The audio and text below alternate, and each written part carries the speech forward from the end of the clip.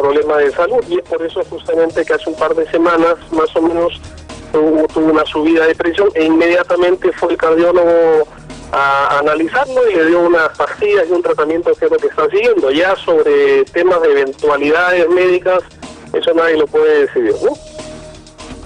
Bien, justamente también en estas cartas que hemos recibido, pues han dicho que cualquier cosa que le pase a Abimael Guzmán va a ser culpa del INPE. Bueno, cada uno es responsable de sus acciones y tenemos que ver que Abimael Guzmán es el mayor asesino de los últimos años y él también asume su propia responsabilidad. Lo que corresponde al INPE es velar por su seguridad personal y por la seguridad en general del recinto penitenciario, que es lo que estamos haciendo, repito. En todo momento recibe atención médica adecuada, pero no podemos tampoco garantizar absolutamente la salud de una persona de 80 años, ¿no? Y eso hay que dejarlo claramente establecido, pero como le he relatado, Carla, recibe atención y las juntas médicas necesarias. Recibe sus medicamentos, entonces, porque no solamente estaría con un mal cardíaco, sino también sufre de hipertensión, según refieren estas cartas, y la psoriasis, pues, con las que hemos visto ya al ex terrorista, bueno, el terrorista Abimael Guzmán.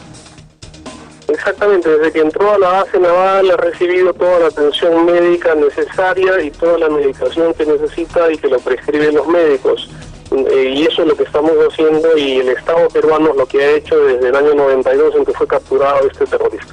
Ahora, ese es un reo de alta seguridad, no hay posibilidad alguna que él sea trasladado a alguna clínica local.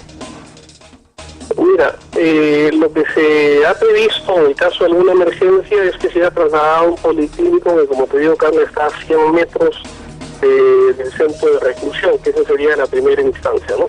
Y ahí los médicos determinarían si es que es necesario su evacuación, pero en todos estos 21 años de reclusión yo tengo entendido de que ha tenido muy buena salud y nunca ha tenido la necesidad de ser evacuado a ningún hospital. Muchas gracias, señor Pérez Guadalupe, por esta comunicación telefónica. Muchas gracias, Carla, también. Hasta luego.